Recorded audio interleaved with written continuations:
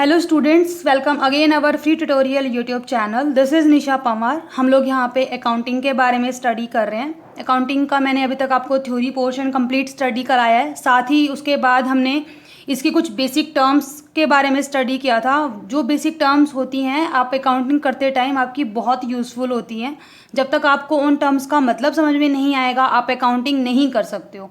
तो मैंने उसमें से आपको 10 टर्म्स कंप्लीट करा दी थी, जिसमें कि आपकी बिजनेस ट्रांजैक्शंस, इवेंट्स, साथ ही capital, liability, profit, loss, gain, ये सब क्या होते हैं हमने उनके बारे में स्टडी किया था। उसके बाद आज हम हमारा नेक्स्ट जो आपकी टर्म्स बच गई हैं उनके बारे में हम लोग स्टडी करेंगे।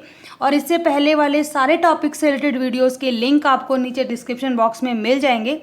आज हम हमारी नेक्स्ट बेसिक टर्म्स स्टार्ट करने वाले हैं, जिसमें कि सबसे पहले आपकी है एसेट्स। ठीक है, तो देखो मैंने आपको जब कैपिटल बताई थी तो वहाँ पे कैपिटल का आपको फॉर्मूला बताया था, एसेट्स माइनस लायबिलिटीज़। तो कैपिटल क्या होती है? जो हमारा बिजनेस ऑनर हमारे बिजनेस में पैसा लगाता है वो। लायबिलिटी क्या होती है? जो हमें आउटसाइडर को पे करनी होती है। अब बात आती है एसेट्स की कि एसेट्स क्या होती हैं। तो एसेट्स एक तरह से हमारे बिजनेस के लिए प्रॉपर्टी होती हैं, या फिर वो अमाउंट होता है जो आउटसाइडर्स आपको पे करेंगे। ठीक है, इन फ्यूचर कभी भी आपको जो आउटसाइडर्स पैसे पे करेंगे वो भी तो एक तरह से आपकी इनकम है, तो उसको भी आप एसेट एज्यूम करोगे। या फिर आप कह सकते हो कि एसेट्स होती है जो हमारे फ्यूचर बेनिफिट के लिए हेल्प करती है, जो आपके बिजनेस के फ्यूचर बेनिफिट में हेल्प करती है, उसको हम क्या बोलते हैं? एसेट। ठीक है, और इसके जो कैरेक्टरिस्टिक्स हैं वो हैं, एक तो ये वैल्यूएबल होती है, सेकंड इसको आप अपने मनी की टर्म में काउंट कर सकते हो, और थर्ड ये आपके बिजनेस के द्वारा खरीदी जाती है, जैसे कि आपके stock, furniture, machinery, land and building, और कैश और बैंक बैलेंस। तो ये सब आपके एसेट्स में इंक्लूड होते हैं। एसेट्स को आप फर्दर 3 पार्ट्स में डिवाइड करते हो। फर्स्ट आपका होता है non current assets, current assets और फिक्टिशियस या फिर नॉमिनल एसेट्स। तो नॉन करंट एसेट और करंट एसेट्स क्या होती हैं? तो जैसे लायबिलिटीज़ में था ना कि non current liability and current liability, हमारा अकाउंटिंग ईयर जो होता है 1 अप्रैल टू 31 मार्च होता है। तो उस अकाउंटिंग पीरियड में आप जो अमाउंट पे कर सकते हो वो आपकी नॉन करंट लायबिलिटी थे, और जिनको आप पे नहीं कर सकते थे वो आपके नॉन करंट लायबिलिटी थे। ऐसे ही एसेट्स में नॉन करंट एसेट्स वो होती हैं जिनको कि आप अपने अकाउंटिंग पीरियड में कैश में कन्वर्ट नहीं कर सकते हो। कैश में कन्वर्ट का मतलब, अगर आप जैसे आपकी कोई एसेट है उसको आप कैश में कैसे कन्वर्ट करोगे? अगर आपके पास बिल्डिंग है, आपके पास कोई मशीनरी है, तो आप क्या करोगे? उसको आप बेच दोगे, और बेच के आप उसको कैश में कन्वर्ट कर सकते हो। तो वो एसेट जिनको आप अपने अकाउंटिंग पीरियड के अंदर कैश में कन्वर्ट नहीं कर सकते हो उन्हें हम बोलते हैं नॉन करंट एसेट्स। और करंट एसेट्स कौन सी होती हैं? वही इनका अपोजिट, कि जिनको आप अपने अकाउंटिंग पीरियड में कैश में कन्वर्ट कर सकते हो। तो करंट एसेट में आपका क्या आ जाएगा? कैश और बैंक का बैलेंस। डेटर्स आपके हो गए। डेटर्स कौन होते हैं? डेटर्स वो होते हैं जिन्होंने हमसे उधार सामान ले रखा है, तो वो लोग 2-3 महीने में पैसे रिटर्न कर देंगे, तो वो अकाउंटिंग पीरियड के अंदर अंदर आपका आ गया ना, तो इसीलिए उसको करंट एसेट में इंक्लूड करेंगे। और नॉन करंट में आपकी आ जाएंगी जैसे कि लैंड, बिल्डिंग, और आपकी कोई मशीनरी हो गई, तो उनको आप एकदम से थोड़ी ना बेच दोगे, तो उसको आप अपने अकाउंटिंग पीरियड में नहीं बेच पाते हो, नहीं कैश में कन्वर्ट कर पाते हो, तो इसीलिए हम उन्हें बोलते हैं नॉन करंट एसेट्स। ठीक है, उसके बाद थर्ड हमारी है फिक्टिशियस और नॉमिनल एसेट। फिक्टिशियस एसेट वो होती हैं जिनको कि आप कैश में कन्वर्ट नहीं कर सकते हो। मतलब जैसे कि अगर आपने कोई एक्सपेंसेस कर दिया और उसका जो बेनिफिट है वो आपको आने वाले 4-5 सालों में जाके मिलेगा, 4-5 सालों तक आपको मिलता रहेगा, तो उनको हम फिक्टिशियस एसेट में इंक्लूड करते हैं। जैसे कि आपके प्रॉफिट एंड लॉस का डेबिट बैलेंस हो गया, या फिर आपके एडवर्टीजमेंट एक्सपेंसेस हो गए। तो एडवर्टीजमेंट एक्सपेंसेस क्या होते हैं? मान लो अगर आपने आज बिजनेस स्टार्ट किया है, ठीक है, तो आपने एडवर्टीजमेंट पे 4 लाख 5 लाख रुपए खर्च कर दिए, तो उनका बेनिफिट आपको आज ही थोड़ी ना मिल जाएगा। आप उनका बेनिफिट आपको आगे आने वाले टाइम पीरियड में मिलेगा। तो आप क्या करोगे? आप उस एडवर्टीजमेंट एक्सपेंसेस को हर ईयर उसका कुछ अमाउंट राइट ऑफ करते चलोगे। ठीक है, तो ये हमारी फिक्टिशियस एसेट में आती हैं। उसके बाद नॉन करंट एसेट को आप फर्दर 2 पार्ट्स में डिवाइड करते हो। वो होती हैं आपकी टेंजिबल एंड नॉन टेंजिबल। ठीक है, या फिर उसको इंटेंजिबल भी बोल सकते हो। तो टेंजिबल एसेट्स वो होती हैं जिनको आप टच कर सकते हो, जिनको आप देख सकते हो, ठीक है, उनको हम टेंजिबल एसेट्स बोलते हैं। और इनका फिजिकल एग्जिस्टेंस भी होता है, जैसे कि लैंड एंड बिल्डिंग हो गई, प्लांट एंड मशीनरी हो गई, आपका कंप्यूटर हो गया, व्हीकल्स हो गए, फर्नीचर, कैश, इन सब को आप देख भी सकते हो, टच भी कर सकते हो। तो ये आपके टेंजिबल एसेट्स में आती हैं। उसके बाद सेकंड आपका होता है इंटेंजिबल एसेट। तो इंटेंजिबल एसेट वो होती हैं जिनका कोई फिजिकल एग्जिस्टेंस नहीं होता, आप इनको ना ही देख सकते हो, सिर्फ फील कर सकते हो, ठीक है। इन एसेट्स में आपके आते हैं goodwill, patent, copyright, trademarks, computer software, prepaid expenses, इनको हम इंटेंजिबल एसेट्स बोलते हैं। और ये काफ़ी वैल्यूएबल भी होती हैं। जैसे गुडविल आपका हो गया, तो गुडविल क्या होता है? गुडविल होती है एक तरह से आपके बिजनेस की रेपुटेशन, कि आपका बिजनेस कितना अच्छा चल रहा है, तो वो आपकी हेल्प तो करती है ना आपके प्रॉफिट अर्न करने में। तो इसीलिए हम उसे इंटेंजिबल एसेट्स में इंक्लूड करते हैं। और गुडविल की कैलकुलेट भी की जाती है।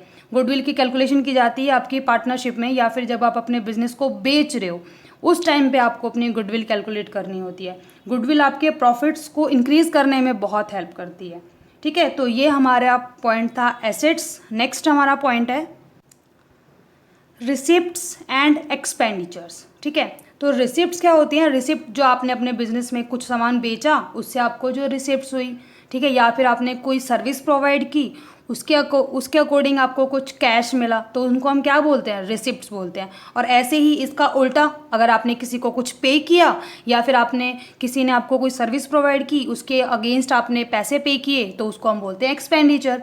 तो रिसिप्ट और एक्सपेंडिचर दोनों आपके टू टाइप्स के होते हैं। एक आपका होता है कैपिटल रिसिप्ट, रेवेन्यू रिसिप्ट, या फिर एक्सपेंडिचर अगर आप लेके चलते हो तो कैपिटल एक्सपेंडिचर और रेवेन्यू एक्सपेंडिचर। तो कैपिटल रिसिप्ट का क्या मतलब होता है, या फिर कैपिटल एक्सपेंडिचर का क्या मतलब होता है? तो कैपिटल रिसिप्ट वो होती है जो आपके बिजनेस को ग्रो करने में हेल्प करती है, मतलब आपके बिजनेस को नेक्स्ट लेवल तक ले जाने में जो हेल्प करती है, ठीक है। मतलब आपको एक बिग अमाउंट जो मिलता है उसको हम कैपिटल रिसिप्ट में मान के चलते हैं। जैसे कि अगर आपने अपनी कोई फिक्स्ड एसेट बेची, ठीक है, तो फिक्स्ड एसेट को बेचने में आपको एक लार्ज अमाउंट मिलेगा, उस अमाउंट से आप अपने बिजनेस को और एक्सटेंड कर सकते हो। ऐसे ही एक्सपेंडिचर क्या होते हैं? आपने वो खर्चे किए जो आपके बिजनेस की ग्रोथ में हेल्प करते हैं। अगर आपने कोई जो भी आप बिजनेस कर रहे हो, आपने कोई एसेट परचेज की, तो एसेट परचेज करने पे आपका खर्चा हुआ, लेकिन वो खर्चा, वो जो एसेट आपने ली है, वो एसेट आपकी हेल्प करेगी आपके जो भी आप काम कर रहे हो, जो भी आप प्रोडक्शन कर रहे हो, उसको इंक्रीज करने में। तो इसीलिए हम इनको कैपिटल रिसिप्ट और कैपिटल एक्सपेंडिचर बोलते हैं। इसका जस्ट अपोजिट रेवेन्यू रिसिप्ट और रेवेन्यू एक्सपेंडिचर। तो रेवेन्यू रिसिप्ट क्या होती है? जो आपके बिजनेस को जहाँ है, मतलब जिस सिचुएशन में चल रहा है आपका बिजनेस, उसी सिचुएशन में चलता रहे, उससे डाउन ना जाए। आपको जो डेली डे टू डे में जो आप एक्टिविटीज़ कर रहे हो, उसके अकॉर्डिंग जो आपको रिसिप्ट्स होती हैं उनको हम रेवेन्यू रिसिप्ट बोलते हैं। और वही आपके डेली के जो एक्टिविटीज़ में जो आपके खर्चे होते हैं उन्हें हम बोलते हैं रेवेन्यू एक्सपेंडिचर। तो रेवेन्यू रिसिप्ट्स में आप लोगे जो आप अपनी गुड्स जिनका आप बिजनेस कर रहे हो उनको सेल करने पे आपको जो अमाउंट मिला वो, साथ ही आपको कोई कमीशन मिलता है, कोई फीस मिलती है, आपको कोई इंटरेस्ट मिलता है, डिविडेंड मिलता है इन्वेस्टमेंट से, तो ये सब आपकी क्या हो गई? रेवेन्यू रिसिप्ट, ठीक है। ऐसे ही रेवेन्यू एक्सपेंडिचर जो आप खर्चे करोगे, जैसे कि आपके जो भी डायरेक्ट एक्सपेंसेस आपके हो गए, आपने वेजेस पे किया, आपने सैलरी पे की, आपने एडवर्टीजमेंट नहीं सॉरी, और आप बोल सकते हो रेंट आप पे कर रहे हो, आप सैलरी पे कर रहे हो, तो ये सब आपके आ जाएंगे रेवेन्यू एक्सपेंसेस में, ठीक है। इसके बाद हमारा नेक्स्ट पॉइंट है डेफर्ड रेवेन्यू एक्सपेंडिचर, ठीक है। तो डेफर्ड रेवेन्यू एक्सपेंडिचर क्या होता है? ये वो एक्सपेंसेस होते हैं जो आपने पे आज कर दिए, लेकिन इनका बेनिफिट आपको आने वाले फ्यूचर में मिलेगा। तो इसमें हमारा एग्जांपल होता है एडवर्टीजमेंट एक्सपेंसेस। तो देखो आप इसको इस तरीके से अच्छे से लर्न कर सकते हो, जैसे कि अगर आपके जो कैपिटल एक्सपेंसेस हैं, ठीक है, आपने जो कैपिटल एक्सपेंसेस किए उनसे आपकी क्या आती हैं? नॉन करेंट एसेट, ठीक है। नॉन करंट एसेट को आप फिक्स्ड एसेट भी बोल सकते हो। मतलब जो कैपिटल आप खर्चे कर रहे हो, आप किसी एसेट को खरीद रहे हो, आपने लैंड को खरीदा, बिल्डिंग खरीदी, मशीनरी खरीदी, तो उससे क्या हुई? आपकी फिक्स्ड एसेट इंक्रीज हुई, ठीक है। उसके बाद जो आपके रेवेन्यू एक्सपेंडिचर होते हैं, रेवेन्यू एक्सपेंसेस आप daily day to day life में जो एक्सपेंसेस कर रहे हो, उन एक्सपेंसेस से आपकी जो एसेट बनती हैं वो होती हैं करंट एसेट्स, जैसे कि कैश, ठीक है, कैश हो गए, आपके डेटर्स हो गए वो। और जो डेफर्ड रेवेन्यू एक्सपेंडिचर होते हैं जिनको कि आप एक बार पे करते हो और उनका फ्यूचर में आपको बेनिफिट मिलता है, ये आपके इंक्लूड होते हैं फिक्टिशियस एसेट्स में। ठीक है, तो तीनों एक्सपेंसेस के बेसिस पे आपकी तीनों एसेट भी कवर हो जाती हैं। ओके, उसके बाद नेक्स्ट हमारा पॉइंट है परचेज। तो परचेज का मतलब होता है कि आपने सामान खरीदा, लेकिन आप कौन सा सामान खरीदोगे। अगर आप एसेट्स खरीदते हो तो वो आपका कैपिटल एक्सपेंसेस हो जाता है। और जब भी आप एसेट खरीदोगे तो एंट्रीज जो आप करोगे वो एसेट के नाम से ही करोगे, वहाँ पे आप परचेज नहीं डालोगे। बट अगर आप अपने बिजनेस में मतलब जो जिस चीज़ का भी आप बिजनेस कर रहे हो उसके लिए अगर कोई सामान आप खरीद रहे हो, कोई गुड्स आप खरीद रहे हो, तो उसके जो खरीदने के लिए जो आप डालोगे उसको आप डालोगे परचेज अकाउंट में। ठीक है, तो आपको ये ध्यान रखना है, अगर एसेट्स खरीदोगे तो एसेट्स के नाम से एंट्री होगी, लेकिन अगर आप कोई गुड्स परचेज कर रहे हो तो आप परचेज के नाम से एंट्री करोगे। उसके बाद 16th आपका पॉइंट है परचेज रिटर्न। तो अगर आपने कोई सामान खरीदा, अगर वो डिफेक्टिव आया या फिर जैसा आपने पसंद किया था वैसा आपको नहीं मिला तो आप उसको रिटर्न कर दोगे। तो जो भी गुड्स आपने रिटर्न की उसको आप डालोगे परचेज रिटर्न में। ठीक है, इसके बाद हमारा नेक्स्ट पॉइंट है सेल्स। अब सेल्स क्या होती है, जैसे आपने गुड्स को खरीदने पे उसको परचेज में डाला और उन गुड्स को रिटर्न करने को परचेज रिटर्न में डाला, ऐसे ही अगर आप अपने बिजनेस में उन गुड्स को सेल करते हो, उन गुड्स को आप बेचते हो अपने कस्टमर्स को, तो उसको आप डालोगे सेल्स में। और अगर आप वही आपके कस्टमर्स जो उनको गुड्स पसंद नहीं आई उनको अगर वो रिटर्न कर देते हैं तो उसको हम डाल देते हैं सेल्स रिटर्न में।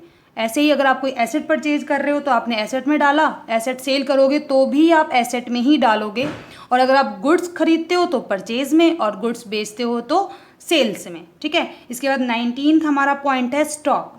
तो स्टॉक क्या होता है कि स्टॉक वो सामान जो आपका अनसोल्ड रह गया है, जैसे कि आपने बहुत सारी गुड्स परचेज की, ठीक है, और आप सारा का सारा आप नहीं बेच पाए अपने अकाउंटिंग पीरियड ख़त्म होने के बाद तक, तो उस टाइम पे जो आपका सामान बचा रह गया उसको हम बोलते हैं स्टॉक। और ये ओपनिंग और क्लोजिंग 2 टाइप्स का होता है। ओपनिंग तो वो होगा जो आपने बिजनेस स्टार्ट किया, तो 1 अप्रैल को जो आपके स्टॉक का बैलेंस है उसको आप ओपनिंग में डालोगे, और आपके ईयर एंड यानी कि 31 मार्च को जो आपका स्टॉक का वैल्यू बचेगा उसको आप डालोगे क्लोजिंग स्टॉक में। ठीक है, इसके बाद हमारा नेक्स्ट पॉइंट है इन्वेंट्री। अब इन्वेंट्री क्या होती है, तो देखो अगर आपका बिजनेस ऐसा है जहाँ पे आप चीज़ों को बनाते हो, अगर आपकी जो फर्म है वो मैन्युफैक्चरर्ड फर्म है, तो वहाँ पे जो आपका स्टॉक होगा उसको आप स्टॉक ना बोल के इन्वेंट्री बोलोगे। ठीक है, स्टॉक और इन्वेंट्री में सिर्फ इतना ही डिफरेंस होता है। स्टॉक वो होता है कि आपने जो सामान खरीदा आप उसके अंदर कुछ भी एक्टिविटी नहीं करोगे, कुछ भी चेंजेस नहीं करोगे, उसको एज इट इज़ आगे फर्दर कस्टमर्स को कंज्यूमिंग के लिए बेच दोगे, तो वो तो आपका स्टॉक होता है और उसमें ओपनिंग और क्लोजिंग ही आपका स्टॉक होगा, बाकी और कोई टाइप नहीं होते। बट इन्वेंट्री क्या होती है, इन्वेंट्री होती है अगर आप एक मैन्युफैक्चरर फॉर्म हो, ठीक है, तो वहाँ पे आप क्या करोगे, आप कुछ सामान को खरीदोगे, कुछ रॉ मटेरियल को खरीदोगे, उससे फिर फिनिश्ड गुड्स तक लेकर जाओगे, उससे में जो भी आपको एक्टिविटीज़ करनी है उसके अकॉर्डिंग आप उसको फिनिश्ड गुड्स में चेंज करोगे, फिर आप अपने कस्टमर्स को भेजते हो। तो यहाँ पे जो आपकी इन्वेंट्री होती है वो 3 टाइप्स की हो जाती है। ठीक है, इन्वेंट्री ऑफ रॉ मटेरियल, मतलब जो सामान आपने खरीदा है वो अभी तक रॉ ही है, आपने उसमें कोई एक्टिविटी नहीं की है। वर्क इन प्रोग्रेस, उसमें कुछ प्रोग्रेस हो चुका है और कुछ अभी बाकी है। इन्वेंट्री ऑफ फिनिश्ड गुड्स, आपकी वो इन्वेंट्री जो आपने फिनिश्ड गुड्स मतलब आपका पूरा सामान बनके रेडी है बट आप उसको सेल नहीं कर पाए। तो यहाँ पे आपके 3 टाइप के आपके क्लोजिंग बैलेंस बचेंगे या फिर ओपनिंग बैलेंस भी आपका होगा। जैसे आपका स्टॉक में था ना ओपनिंग और क्लोजिंग, ओपनिंग में आपका जो स्टॉक आपने खरीद लिया वो आपका ओपनिंग चला जाता है, और एंड में जो आपने खरीदा जो नहीं बिक पाया वो आपका क्लोजिंग में जाएगा। ऐसे ही इन्वेंट्री जब आप स्टार्टिंग में अपना बिजनेस स्टार्ट करोगे तो वहाँ पे कुछ आपके पास रॉ मटेरियल होगा, कुछ आपका वर्क इन प्रोग्रेस होगा, कुछ ऐसा होगा जो आपने ऑलरेडी प्रिपेयर कर लिया है तो वो आपको सेल करना है, और ईयर एंड में आपको इन्हीं तीनों का आपका बैलेंस बचेगा। इन्वेंट्री ऑफ रॉ मटेरियल बच सकता है, inventory of work in progress बच सकता है, या फिर इन्वेंट्री ऑफ फिनिश्ड गुड्स बच सकता है। ठीक है, तो स्टॉक और इन्वेंट्री में ये आपका मेन डिफरेंस होता है। तो ये अभी तक के हमारे टर्म्स थी। उसके बाद की जो आपकी रिमेनिंग टर्म्स हैं वो हम हमारी नेक्स्ट वीडियो में डिस्कस करेंगे। ठीक है, अभी तक के किसी भी टर्म में अगर आपको कोई डाउट है तो आप हमारे कमेंट सेक्शन में कमेंट करके पूछ सकते हैं। बाकी की टर्म्स हम हमारी नेक्स्ट वीडियो में डिस्कस करेंगे। Thank you.